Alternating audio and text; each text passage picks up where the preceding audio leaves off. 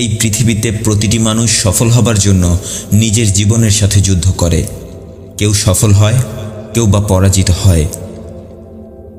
এখন বিষয় হলো, আপনি একজন সফল ব্যক্তি আর একজন পরাজিত ব্যক্তির মধ্যে যদি পার্থক্য করেন, তাহলে আপনি এই বিষয়টা জেনে অবাক হবেন যে যারা সফল হয়েছে তারা তাদের মানসিক শক্তির কারণেই সফল হয়েছে, আর যারা পরাজিত হয়েছে তারা তাদের ইমোশন অথবা আবেগকে নিয়ন্ত্রণ করতে না পারার কারণেই পরাজিত হয়েছে। আজকের এই আলোচনায় আমরা বোঝার চেষ্টা করব কিভাবে আমাদের মানসিক শক্তি আমাদেরকে সফল বানায় এবং আমাদের আবেগ আমাদেরকে কিভাবে পরাজিত বানায়। আমাদের সবথেকে বড় সমস্যা কি জানেন?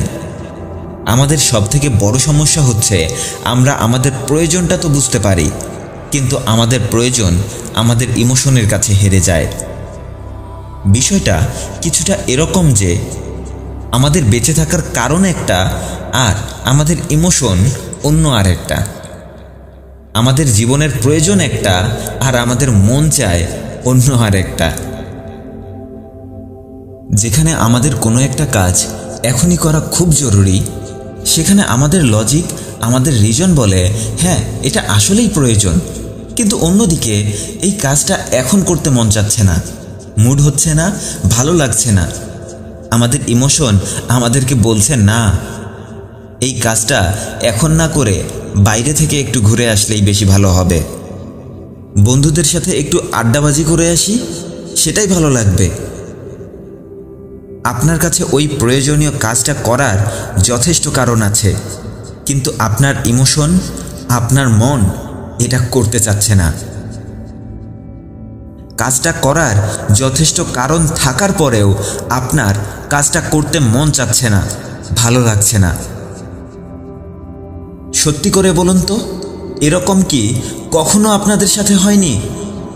আপনার এখনই ঘুম থেকে ওঠা জরুরি, এখনই পড়তে বসা জরুরি, এই কাজটা করা এখনই জরুরি। আপনার মস্তিষ্ক তো বলে হ্যাঁ এটা করা জরুরি, কিন্তু আপনার মন বলে মুড নেই, মন চাচ্ছে না, অন্য আরেক সময় করে নেব। আপনার ইমোশন আপনাকে উত্তর দিচ্ছে যে না, এটা এখন করতে মন চাচ্ছে না, এখন করব না, পরে অন্য কোনো সময় দেখা যাবে। এটার মানে কি জানেন? এটার মানে হচ্ছে আমাদের ইমোশন আমাদের রিজনের থেকে অনেক বেশি শক্তিশালী। এখানে আপনার ইমোশন জিতে যায় আর আপনি আলসেমি করতেই থাকেন। এর ফলে আপনি কাজে ঠিকঠাক মতো ফোকাস করতে পারেন না। আপনার সময় চলে যায়, তবুও আপনি অলস হয়েই ঘুরতে থাকেন, কিছুই করতে পারেন না। আপনাকে আমি এই বিষয়টা আরও একটু সহজ করে বুঝিয়ে বলছি। একটু চিন্তা করে দেখুন, একটা হাতি অনেক বড়, কিন্তু হাতির যে চালক সে কিন্তু হাতির থেকে অনেক বেশি ছোট। এই চালক যদি হাতিকে প্রশিক্ষণ না দিয়েই তাকে চালাতে শুরু করে দেয়, তাহলে হাতি কখনোই সঠিক পথে চলতে পারবে না। সে নিজের মতো করেই এদিক সেদিক চলতে থাকবে। চালক যেখানে যেতে চেয়েছিল সে তার গন্তব্যে পৌঁছাতে পারবে না, আর পৌঁছে গেলেও পৌঁছাতে তাকে অনেক কষ্ট করতে হবে, তাকে অনেক সময় নষ্ট করে পৌঁছাতে হবে, কারণ হাতি অনেক শক্তিশালী আর চালক হাতির থেকে অনেক বেশি দুর্বল। এখানে ইমোশন অনেক পাওয়ারফুল আর আমাদের প্রয়োজন অনেক দুর্বল। এখানে ইমোশন হচ্ছে পাওয়ারফুল হাতি, আর আমাদের প্রয়োজন হচ্ছে হাতির উপরে বসে থাকা সেই দুর্বল মানুষটা। কিন্তু দুর্বল চালক যখন হাতিকে প্রশিক্ষণ দেয়, হাতিকে বোঝাতে পারে, তখন এই দুর্বল চালকও এত বড় হাতিকে সঠিকভাবে চালাতে পারে। এত বড় হাতিকে সে একাই খুব সহজে কন্ট্রোল করতে পারে। এখন একবার ভেবে দেখুন তো, আপনার ভেতরের প্রয়োজন আর ইমোশন যদি একই ডিরেকশনে চলতে শুরু করে দেয়, তাহলে কি হবে? এটা হলে আমাদের নিজেদের লক্ষ্যে পৌঁছাতে খুব বেশি কষ্ট করতে হবে না। সফল হবার জন্য নিজের উপর খুব বেশি চাপ নিতে হবে না। আপনি আপনার লক্ষ্যে খুব তাড়াতাড়ি পৌঁছে যেতে পারবেন। আপনি আপনার জীবনে যা চাইবেন ঠিক তাই করতে পারবেন, শুধুমাত্র যদি ইমোশন আর আপনার প্রয়োজন একই পথে চলতে থাকে। আচ্ছা বলুন তো, আমাদের স্বপ্ন পূরণ করতে হলে কি কি প্রয়োজন? ইচ্ছে শক্তির প্রয়োজন, শৃঙ্খলার প্রয়োজন, প্রতিজ্ঞা, অধ্যবসায়, দৃঢ় মনোবল, সাহস ইত্যাদি ইত্যাদি অনেক কিছুর প্রয়োজন। একটা কথা বলি, আপনাকে এত কিছু নিয়ে ভাবতে হবে না। আপনি শুধু একটা জিনিসের উপর ফোকাস করুন, যেটা হচ্ছে এই সব কিছুর শেকড়, আর সেটা হলো আপনার মেন্টাল পাওয়ার, আপনার মানসিক শক্তি। আপনি আপনার জীবনে যা বলেন এবং যা করেন সব কিছুই আপনি আপনার মানসিক শক্তির উপরে নির্ভর করেই করেন। আপনি যে সিদ্ধান্ত নিচ্ছেন তা এই মানসিক শক্তির উপরে নির্ভর করেই নিচ্ছেন। একটা জিনিস খুব ভালো করে লক্ষ্য করে দেখবেন, আপনার আশেপাশে যখন কিছু মানুষ ঝগড়া করছে তখন কিন্তু আপনার মনটাও খারাপ হয়ে যাচ্ছে। আবার একদিনে যখন অনেক বেশি বেশি কাজ করতে হচ্ছে তখন আপনি স্ট্রেস ফিল করছেন। কিন্তু অন্যদিকে কিছু মানুষ প্রতিদিনই অনেক বেশি বেশি কাজ করে যাচ্ছে।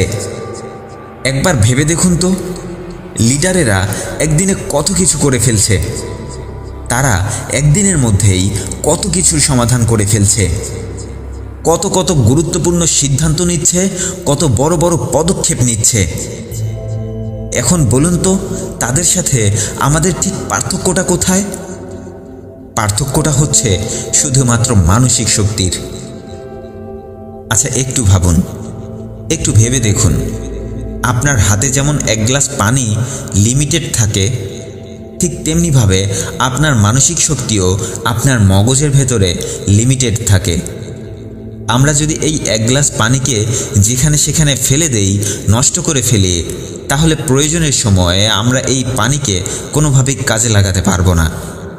ঠিক তেমনিভাবে আপনার মগজের যে শক্তিটা আছে সেটাও কিন্তু লিমিটেড।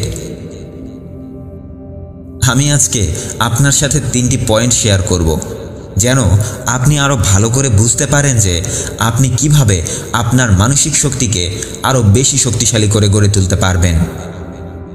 আমার আজকের প্রথম পয়েন্টটি হলো পরিচর্যা।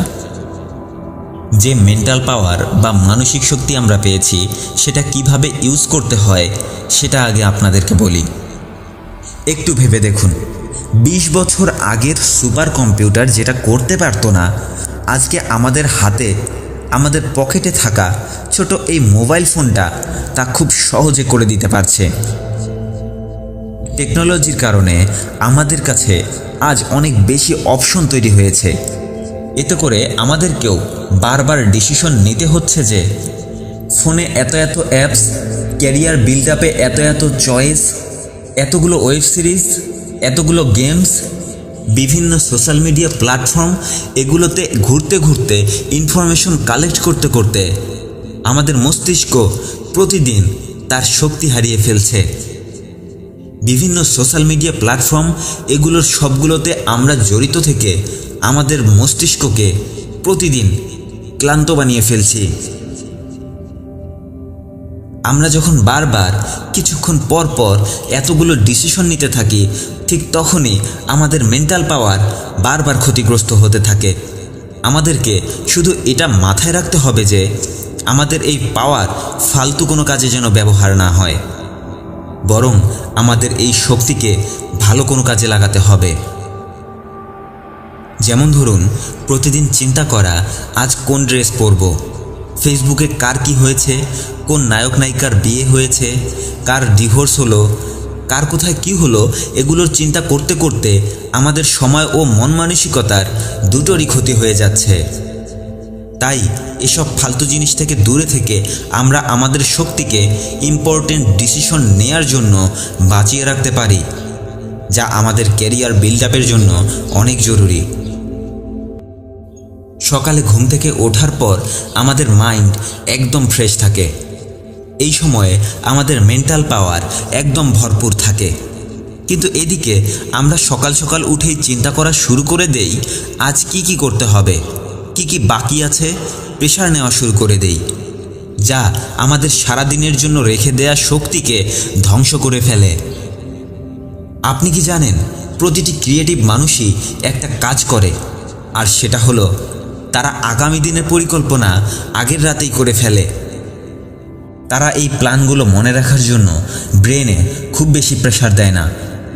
তারা ক্যালেন্ডার ব্যবহার করে, নোট ব্যবহার করে। তারা তাদের মেন্টাল পাওয়ারকে সকাল সকাল উঠেই সঠিকভাবে কাজে লাগাতে শুরু করে। আপনারা লক্ষ্য করে দেখবেন, আমাদের সবারই একটা অভ্যাস আছে। আমরা যখনই ফ্রি হই তখনই ফোনটা নিয়ে বসে পড়ি। কোনো কারণ ছাড়াই আমরা ফোন ঘাঁটতে থাকি, সময় নষ্ট করতে থাকি। ওয়াশরুমে যখন যাই তখনও আমরা ফোন হাতে নিয়ে যাই, লিফটে দাঁড়ানোর সময়ও ফোন হাতে নিয়ে দাঁড়িয়ে থাকি। যখন ঘুমাতে যাই তখনও ফোন চালাতে চালাতে শুয়ে পড়ি। ঘুম থেকে ওঠার পরেও সবার আগে ফোনটাকেই হাতে নেই। কারো জন্য 2 মিনিট অপেক্ষা করলেও আমরা বসে বসে ফোনটাই চালাই। আপনি কি জানেন, এই যে সারাটা দিন ধরে শুধু শুধু ফোন নিয়ে স্ক্রল করায় আমাদের ব্রেন কতটা ক্লান্ত হয়ে পড়ে? আর এটাই আমাদের স্মৃতিশক্তি কমে যাওয়ার সবথেকে বড় একটা কারণ। এই একই কারণের জন্য আমাদের কাজের প্রতি মনোযোগও নষ্ট হয়ে যাচ্ছে। আমরা আমাদের এই অভ্যাসের কারণেই ব্রেনে নতুন কিছু করার, আরও বেশি বেশি কাজ করার এনার্জি হারিয়ে ফেলছি। আমরা আমাদের এই অভ্যাসের কারণেই আমাদের ব্রেন থেকে নতুন কিছু করার, আরও বেশি বেশি কাজ করার এনার্জি হারিয়ে ফেলছি। কারণ আমরা আমাদের ব্রেনের পাওয়ারকে কোনো চিন্তাভাবনা ছাড়াই বিভিন্ন ধরনের নিউজ দেখে অস্থির করে ফেলছি। আর এভাবেই অযথা কাজে শুধু শুধুই আমাদের মস্তিষ্কের শক্তি ব্যয় হচ্ছে। দ্বিতীয় পয়েন্টটি হচ্ছে রিফিলিং। যখন আমাদের মানসিক শক্তি ব্যবহার হয়ে যাচ্ছে, তখন আমরা কিভাবে আবার এটাকে পুনরায় ভর্তি করতে পারবো? আমরা যখন খুব মনোযোগ দিয়ে দীর্ঘ সময় কাজ করতে থাকি, তখন আমাদের ব্রেন আস্তে আস্তে ক্লান্ত হয়ে পড়ে। আর তখন আমাদের ব্রেনের বিশ্রাম প্রয়োজন হয়, কিছুক্ষণ রেস্ট প্রয়োজন হয়। আর তা না হলে আমাদের মস্তিষ্ক ঠিকমতো কোনো কাজে ফোকাস করতে পারবে না। আর এই কিছুক্ষণের বিশ্রাম আমাদের ব্রেনের শক্তিকে নতুন করে ভর্তি করে, আমাদেরকে মানসিকভাবে রিফ্রেশ করে তোলে, আমাদের ব্রেনকে কাজে ফোকাস করার জন্য আবার প্রস্তুত করে তোলে। কিন্তু মনে রাখবেন, এই বিশ্রামের সময় এমন কিছু করবেন না যা আপনার ব্রেনকে আরও বেশি টায়ার্ড করে তোলে।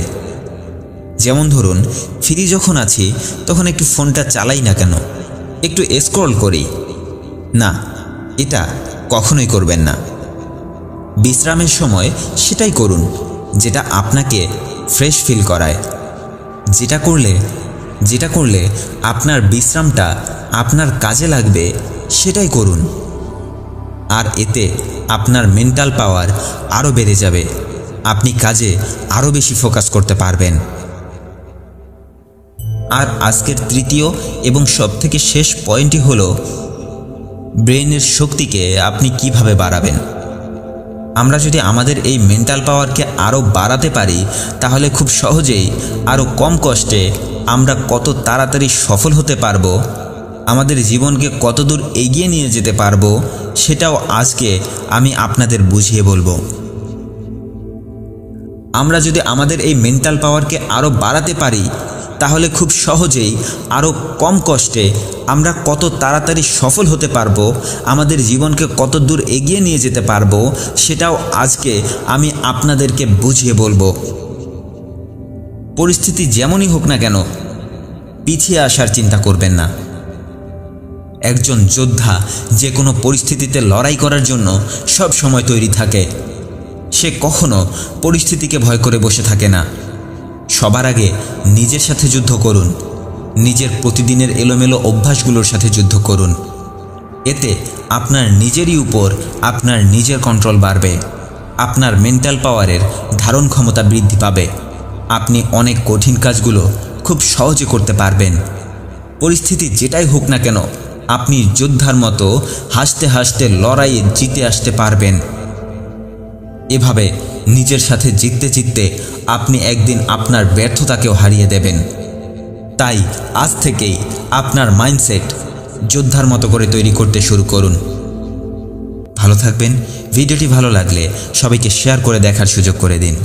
আর আমার চ্যানেলে নতুন হয়ে থাকলে আমার অন্যান্য ভিডিওগুলো দেখুন। ভালো লাগলে এরকমই নতুন নতুন ভিডিওর নোটিফিকেশন পেতে চ্যানেলটি সাবস্ক্রাইব করে রাখুন। ধন্যবাদ সবাইকে।